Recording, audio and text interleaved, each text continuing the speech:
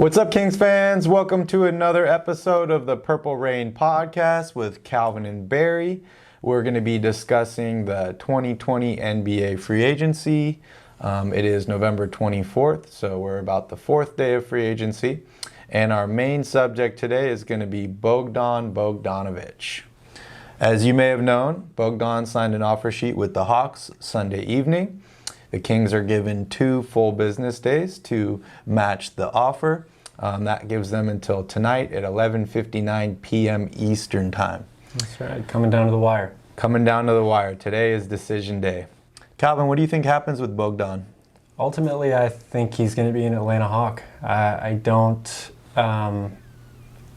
think it makes a lot of sense for the Kings to match this offer. I know you don't want to lose a guy for nothing, essentially, but they had a deal in place with Milwaukee. That would have been the way to get something in return. I thought what they were getting in return was pretty adequate, and it fell through. So now you're in a position where your hands are kind of tied. I think it's too high of a price, personally, to match. With Buddy Hield and Bogdan there together, that's a lot of money committed to 2 guys who essentially are sharing the same role, just splitting time. And it creates more of a logjam in there at the wing position. So I ultimately think he's going to be in Atlanta next year. What about you? Interesting. I know the rumors have it that he is soured on the Kings and he felt deprioritized by management. So he hopes that the Kings don't match and he ends up in Atlanta. But I think it really comes down to whether there is a market for Buddy Hield. I don't see Buddy and Bogdanovic both thriving on the Kings. I don't think they both fit, and I don't think we can afford both of them. We just paid De'Aaron Fox a max contract. Buddy Hield just signed a new deal last year. It's like 4 years, $86 million with incentives to bump it up in the 90s. This Bogdanovic contract, $73 million, 4 years. It's cheaper than Buddy Hield's deal. So if the Kings are looking to save some money, maybe they want to match that offer and trade Buddy Hield for some expiring deals, some picks like that, and that would give us a much cheaper option at the 2. Not much cheaper, but enough room to sign some veterans to fill out the rest of the roster. Right. That's an interesting perspective. I think you're definitely onto something there. If you were to re-sign Bogdan, then that you have to do something with one of them. But to me, everything that the Kings have done thus far this offseason indicates that Buddy Hield is part of their plans, and he is expected to be on the roster next week when training camp opens. They said that right after the season ended. Even though he was openly upset with his role on the team, they expected him to be there for training camp. I think that drafting a guy like Tyrese Halliburton also plays into that. Mm-hmm. He is sort of a similar style player to Bogdanovic, a guy who can shoot pretty well from outside but has a mid-range game, is a good ball handler and playmaker as well. And signing De'Aaron Fox to the max contract, all those things to me just say that Bogdan is not part of the future for them. As the GM, you'd always hate to lose a player, especially a valuable player like Bogdan, for nothing. But there is such thing as addition by subtraction. Mm-hmm. So we'll see what happens. Hopefully it all works out. Right. And not to mention, if they do commit that kind of money to Bogdan with a couple of front court players that are leaving via free agency, which we'll talk about in a second, there isn't a whole lot of money left over to fill out the rest of the roster there. So that is very true. And as we jump into it here, the Sacramento Kings have only made one move this offseason as far as free agency, and that's pretty important move, though. Extending Fox, which was the number 1 priority this offseason. But they haven't really signed many other guys. I know they guaranteed Bill Lietza's contract, but you look at the names that we've lost. Kent Bazemore said he's turned down 8 offers from different teams to return to Golden State. He wants to help fill in for Klay Thompson there. We lost Harry Giles to Portland on a 1-year minimum deal, something that we could have offered. And then we lost Alex Len to Toronto. Yogi Ferrell's still a free agent. So there's a lot of turnaround on this roster. And as you were saying in our last podcast, a shortened off season, maybe you do want to bring back guys that were part of your team. That way you don't have to rebuild that culture in a very short amount of time. Yeah, definitely. It's going to take a lot more in a shorter off season for everybody to be on the same page this year. So familiar faces definitely would be a way to go about that. But Monte McNair seems to have had, even though he's playing it pretty close to the vest, he seemed to have had a plan from day one here. And I think all of the moves that they have made so far have been calculated, and it'll be interesting to see how it all plays out in the end. So far, Monty's made us 2 promises. Number 1 is Walton's going to be the coach. Number 2 is we're going to draft best available. He's done both of those. So yes, he has a plan. Trust him, and we'll stick with that. So we're going to go ahead and dive into the rest of the free agent class. Our biggest free agent on the market, who is still unsigned, but Anthony Davis. Reports are out that he is waiting to figure out what Giannis is going to do so that maybe he can structure a deal that will allow the Lakers to bring on Giannis next year. If LeBron opts out, if Anthony Davis signs a 1-and-1 and he opts out, they could sign Giannis and then bring on both of those guys. But what do you think's going on with Davis? Are you surprised no other team have seemed to pursue him, especially his hometown Bulls? I am a little surprised, but I also think that maybe teams have approached him or the Lakers, and it's been squashed immediately, and you just haven't heard of anything. Everybody seems to expect him to re-sign anyway, so it would kind of be like a moot point to report a story that somebody else is interested in him. Overall, I never expected to see him doing anything else but play for LA next year, whether it's re-signing on a 1-year deal or signing a max contract extension. Your idea about Giannis is pretty interesting, also a little sickening to think about, but that's life when you're the Lakers, right? The rich get richer, as we've seen in this free agency period. I've enjoyed the last 10 years watching them lose, but law of averages, it doesn't last forever, and all I can hope now is that the Kings can make some moves to put us in a position to compete with them in the future. Yeah. All right, we can move on here to the big winner of free agency, someone who's paying for dinner next time we go out. That would be Gordon Hayward. Surprising deal. I know there was talks about possibly re-signing in Boston, potentially going to the Pacers in a sign-and-trade, and then out of nowhere, he shocked everyone going to Charlotte and signing with the Hornets on a 4-year, $120 million deal. Yeah. Michael Jordan's feeling pretty confident these days, huh? I don't know. I don't know. I mean, Michael Jordan has finally taken a shot. You know, he drafted Ball. He thinks that's his guy. He spent some money. We've seen in the past he's been reluctant to do things like that, letting Kemba Walker go. You know, he is committed to putting together a competitive team now. He is. He is. And I would say that I think the moves Charlotte have been good moves. You can argue whether $120 million is too much for Gordon Hayward. It probably is. It's too much for maybe 98% of all players in the NBA. But like you said, he feels like he's in a position to drastically improve the team. They have some really nice pieces there, and with the way that the NBA salary market is going these days, if you want to make a splash, you're going to have to probably overpay for someone. So they're in a similar situation as Sacramento. Small market team, they have to overpay to get guys in free agency, which is one of the reasons why I've been happy with how patient we've been this year. We've kind of sat back. I think Monty's maybe exploring more things on the trade market where we don't have to overpay for players. Yep. But some numbers that really stick out to me about this contract.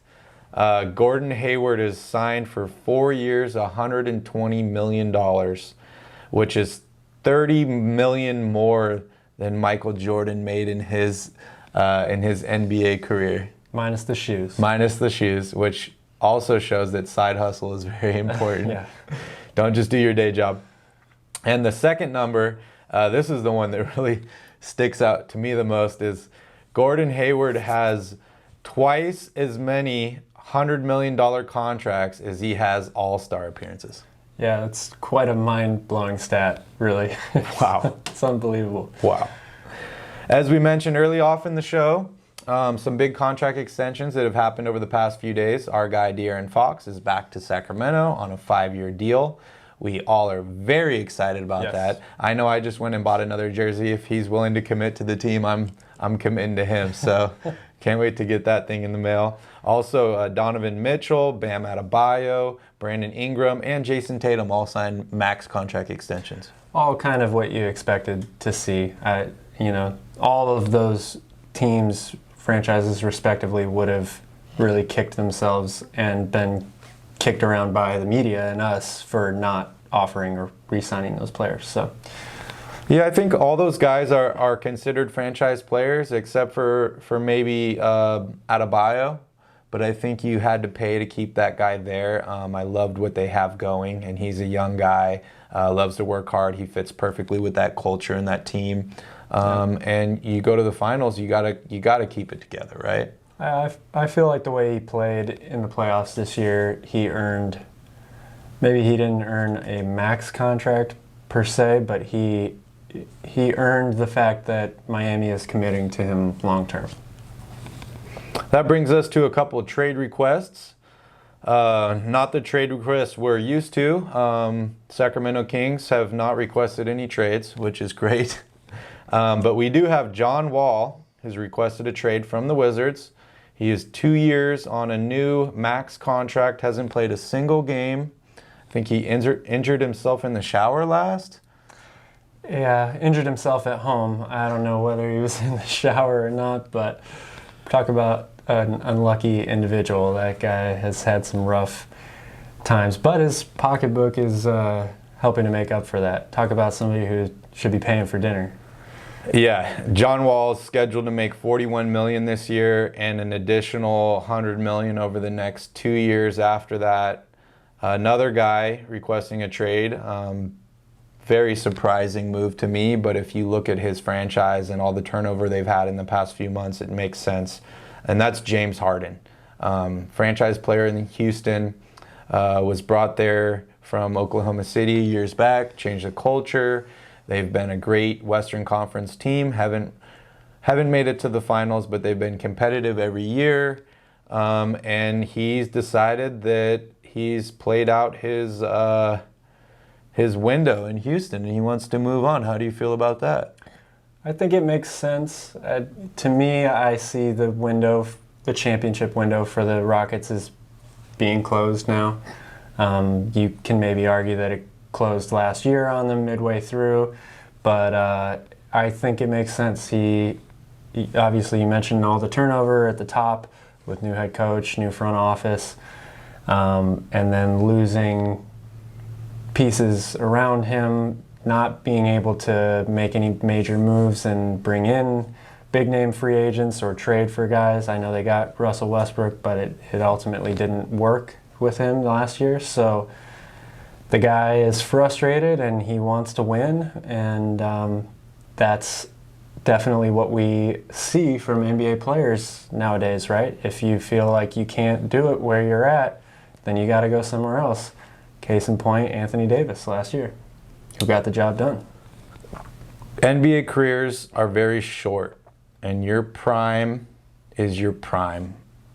And if you don't feel like you can win in that window, then you got to get out to a place where you can win, because that window is so small. And a lot of success in NBA is dependent on luck as well. You know, you have to be the right player in the right position on the right team, and a little bit of luck comes in as well. Mm-hmm. Definitely. Injuries, all that good stuff. But you know, losing a head coach, losing a GM, those are big moves that a team can make, and a lot of times that signals that team is going in a different direction. Yeah. And as a franchise player, if you feel like your team is over the direction they've gone in and they're going in a different direction, you may feel that you don't fit with that team anymore. Totally. One place to keep an eye on is Philadelphia. Daryl Morey, obviously the old GM of the Houston Rockets, is now the GM of the Philadelphia 76ers. We know he loves James Harden. We know he loves people that can shoot three-pointers. They have a nice, promising young, I call him a point guard, but he's more of a point forward, who either can't shoot threes or is afraid to shoot threes. But he's been mentioned in a possible trade to Houston for James Harden. Do you see any possibilities there? I don't really. I think Philadelphia would be making a mistake if they gave up Ben Simmons for anybody. I think really that highly of him. Mm-hmm. And even for a guy that can't shoot threes, he is, to me, one of the most valuable players in the NBA when healthy. So, and I also think that Philadelphia has done a tremendous amount to improve that roster in this short offseason. And I don't really think that James Harden, I don't see that as a likely landing spot for him. Okay. I'm a big fan of Ben Simmons also. I think that his ceiling is as high as LeBron James. I feel he has all the physical tools. It's just mentality and whether he's willing to put in the work to be that guy. Right. But an interesting story last night, his sister tweeted out that she's excited for Tuesday's trade news. So maybe Ben's moving on, maybe Embiid's moving on. Maybe they're just going to bring in another piece to help both of those guys. We shall see. So we shall see. All right, let's move on to the Bucks. I know the talk over the few days has been about how the Bucks have botched the Bogdanovic edition. Apparently soured the relationship between the two, and Bogey has no... he's not happy with the Bucks. He doesn't want to play with the Bucks, so he's not going there. We're not getting anything from the Bucks. But they did add a guy. Doesn't mean they haven't been busy, though. That's true. They did add a guy in Drew Holiday. They gave up a lot for him, 3 first-round picks, I think. Are they doing enough to keep Giannis? Are they doing enough? Only time will tell, and how far they eventually make it through the postseason this year, I think, will determine that. But one thing I think I can say with a fair amount of confidence is that the organization itself has shown Giannis they're willing to do what is necessary to make him happy and to keep them relevant and competing for championships year in and year out. That's really all you can do as an organization to convince your star player to stay there, because ultimately, as we've seen in the past, it's their decision, and even when you think you've done all the right things, it still might not work out for you. So what's your take on it? Very true. I know Giannis has been very adamant about staying with the Bucks, wanting to be there, wanting to win with that team. He's been reluctant to work out with other top NBA players in the offseason. He doesn't like to fraternize with people on other teams. He comes off to me as a total loyal guy that wants to win for his fan base. So I expect him to sign a contract extension with the Bucks. But at the same time, it is a business. And everybody wants to be on a big market team. Everybody wants to be the face of a franchise. They want to be the head of the Lakers. They want to be the head of the Knicks. I know we haven't seen that in recent years, but the Knicks are the most valuable franchise in all of basketball. And I got to think that they will get a star sooner rather than later. I know some people who would be very happy if that was the case. I'm still going to say let's wait and see.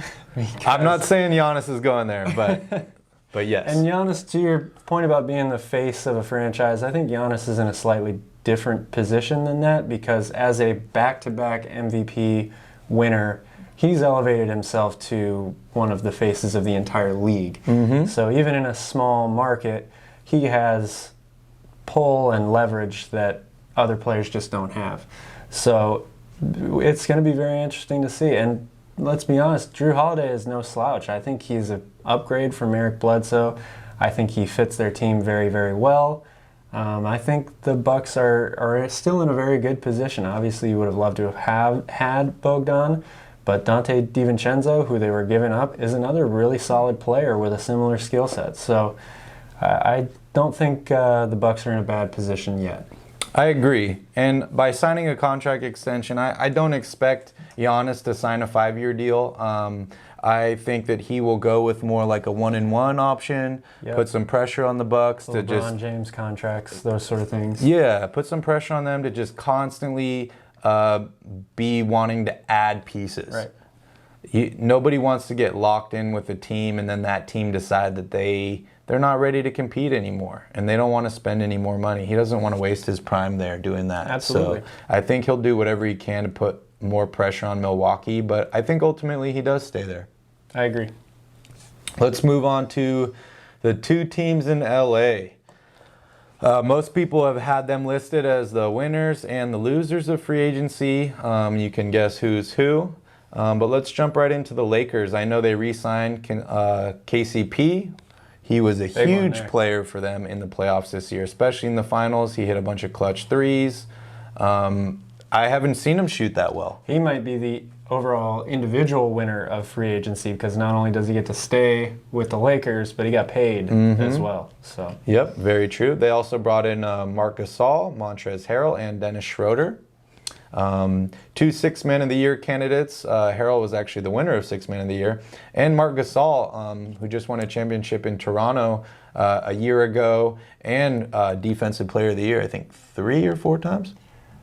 I'm not sure exactly how many times he's won it now that I think about it, but it's the rich get richer. The Lakers did better than I could have expected them to do in free agency. Dennis Schroeder, obviously not a free agent acquisition, but they're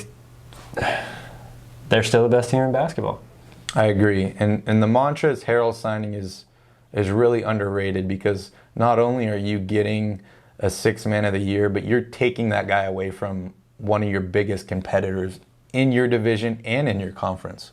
Absolutely. And the money that they were able to get him for. That's a guy who could have easily commanded $80 million plus on the free agent market. So big win. Yep, big win for the Lakers. And the Clippers haven't really done too much so far. I know they brought in Ibaka from Toronto. I'm a big fan of Ibaka. I feel like he fits in next to Paul George, Pat Beverly, and Kawhi Leonard really well. Yeah, absolutely. He's gonna be another defensive force on that team and a guy that can protect the basket. None of those other guys can really play that close to the basket.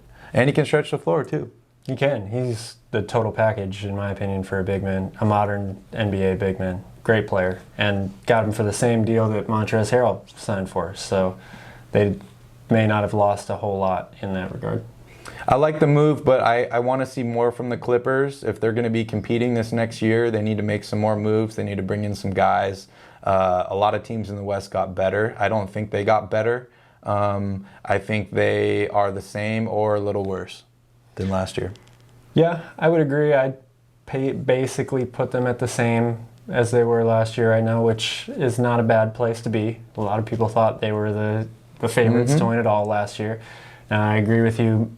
Most teams in the Western Conference have gotten better. Even when you look way at the bottom, Minnesota and Golden State, I think we can all agree will probably be better than they were last year. So there's no way around it. The West is an absolute gauntlet, and the Clippers are not good with what they have currently. But at the same time, I was one of those people who wasn't in the panic, blow it up mode now after they lost that 3-1 lead. I think Paul George and Kawhi Leonard, I still believe that they complement each other's games very well. And maybe with a new head coach and some going through that last year, that feeling that pain, maybe Kawhi and Paul George will show up with a little bit more conviction and ready to work this year and ready to prove that that was a one-off. That could definitely help them out. And, you know, nobody wants to lose in the second round. But, you know, maybe that's what they need to show them that they are not invincible. Right. and that they need to work hard every night and get out there. I've seen some rumors saying the Clippers could have something up their sleeve. Don't think they have many draft picks, so I'm not really sure what they can do as far as that goes. But they need to do something if they're gonna stay competitive and compete for a Western Conference championship. I agree. This next year. I know we'd mentioned the Rockets early on. They still have James Harden, Russell Westbrook. They brought in a big name in DeMarcus Boogie Cousins, Sacramento Kings favorite. I know many Kings fans wanted Sacramento to bring him back. I'm not really sure if he would have fit with Sacramento's new style, but it's good to see him getting a chance with another team, and I'm excited to see him, James Harden, and Russell Westbrook play together. Yeah, and you just hope he's healthy. That's really what it comes down to for me. I just would like to see, like you mentioned, him have an opportunity. Obviously he does now, and hopefully he can be a high contributor on that team. And also they signed Christian Wood as well, who I'm very high on. I think he's going to have a really good year this year in Houston. So that's the makeup of a pretty decent roster right there, those 4 guys to start with. I agree. Moving on to the Sixers, we talked about them during our draft podcast. We feel like they're one of the biggest winners of the draft. Obviously brought in a new GM, a new head coach. They brought in a bunch of shooters. And then it looks like they've signed Dwight Howard too to help anchor the middle and potentially fill in if Embiid has more injury problems this year. Yeah, really good move for that reason alone, I think. Also, he now has championship experience. He's been to the finals more than once, so he can be sort of a mentor in that regards to Joel Embiid.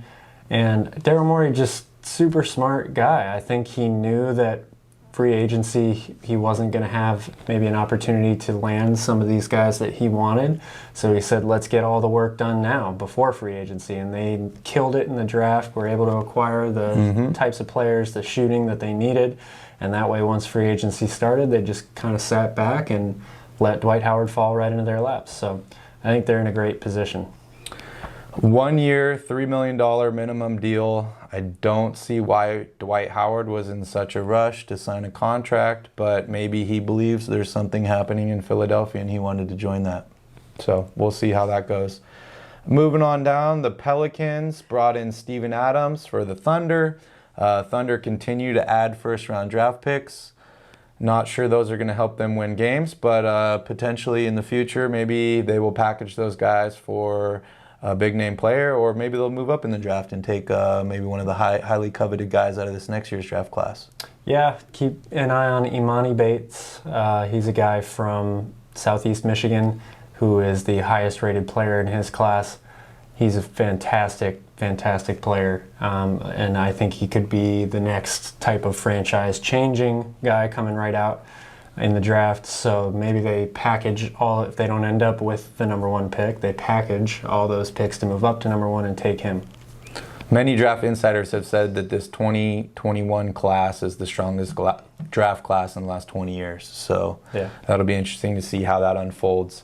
But back to the Pelicans, Steven Adams has been known as a tough guy, a bruiser inside. He sets hard screens.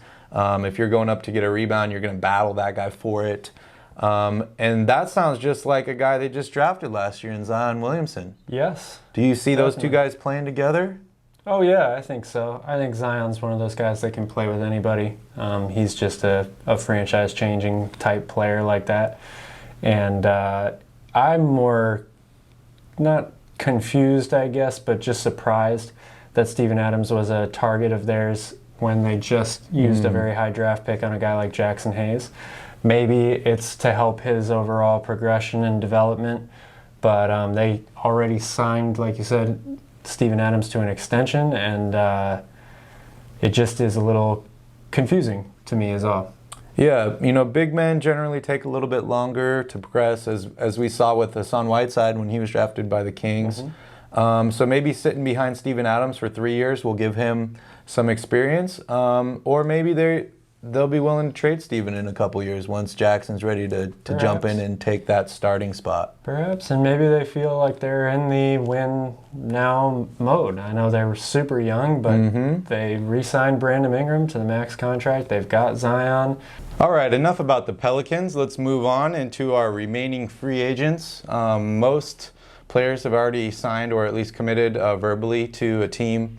I still have a few guys available: Kyle Korver, Hassan Whiteside, Reggie Jackson. I know the Kings had been mentioned to be interested in Hassan. I personally don't think he would fit with the Kings. I'm not a big fan of the traditional big man in today's game. But what do you think, Cal? I don't really like Hassan Whiteside on the Kings either. I just think he is a guy who's not going to bring the right attitude to work every day, and the consistency that they need to try and continue changing that culture and moving forward on a winning path. Hassan is great in spurts, but I don't like him on the Kings.